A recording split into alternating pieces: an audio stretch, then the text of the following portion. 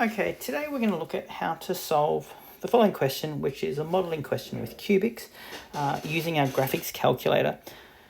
So the first part is we're saying we've got the volume of a cylinder is given by the formula V equals pi r squared h, given that h plus r equals 6. Okay, so the first part says write V in terms of R. So we've got a V and an R here, but we've got this extra variable H that we need to substitute and just have an R in there. Remembering that pi is a constant, so it's always the same value. So we could look at our green function here and say, well, H equals 6 minus R. So for part A,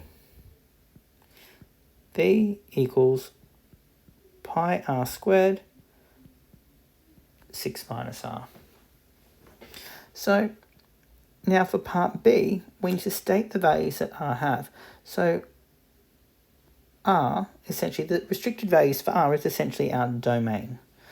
So if h plus r must equal 6, well, the radius must be greater than 0.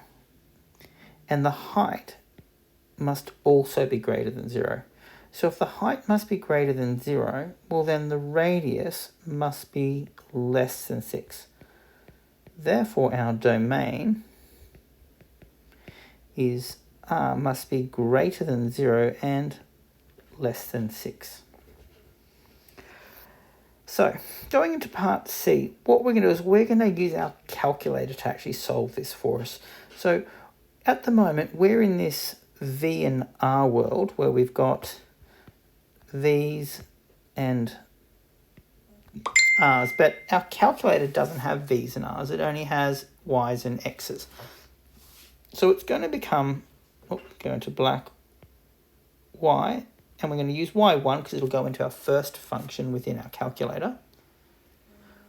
Y1 equals pi, sorry, not r, x squared times 6 minus x.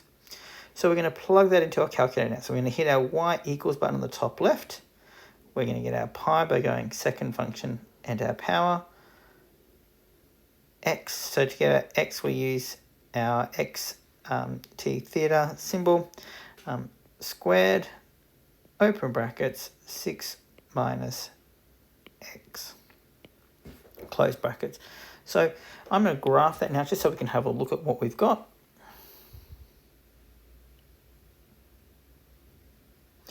Okay, so looking at our graph, we could probably change our window a little bit. Now there's a few functions we can use. There's things like the zoom, and we can zoom in, out.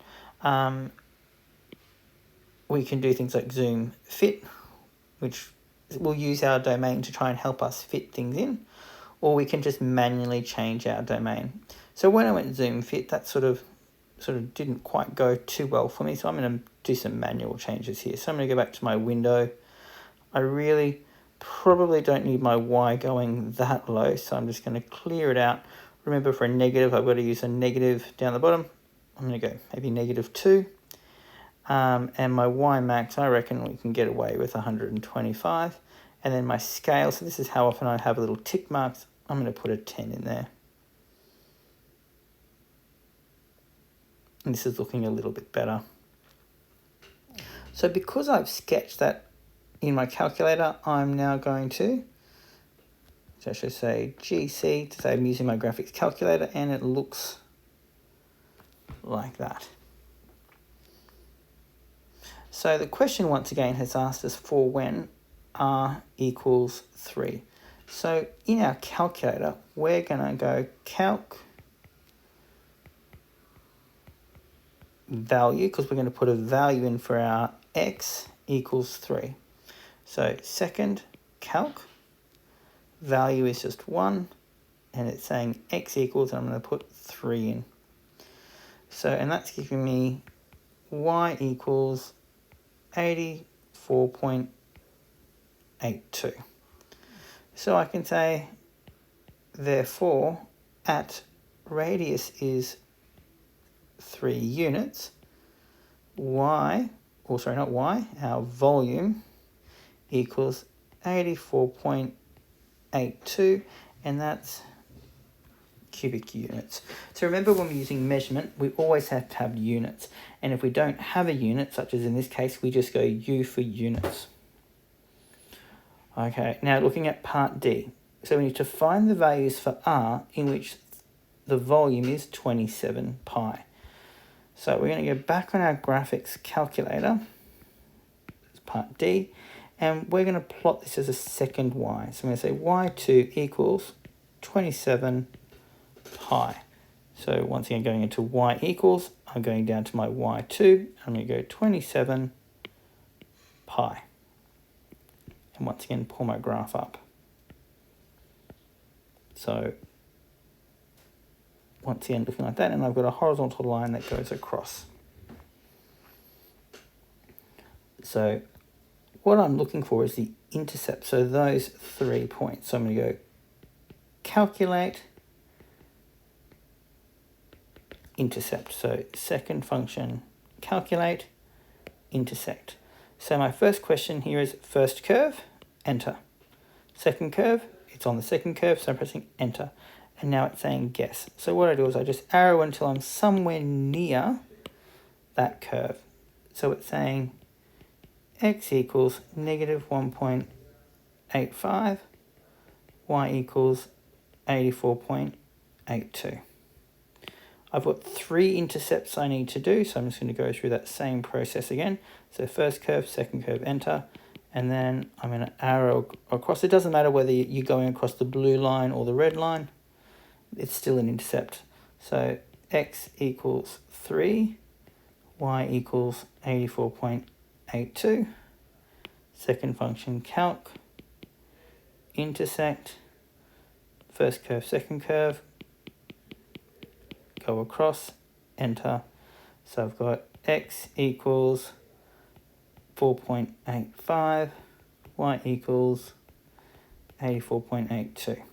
So remembering back that my radius, or rather I should go because the radius must be between 0 and,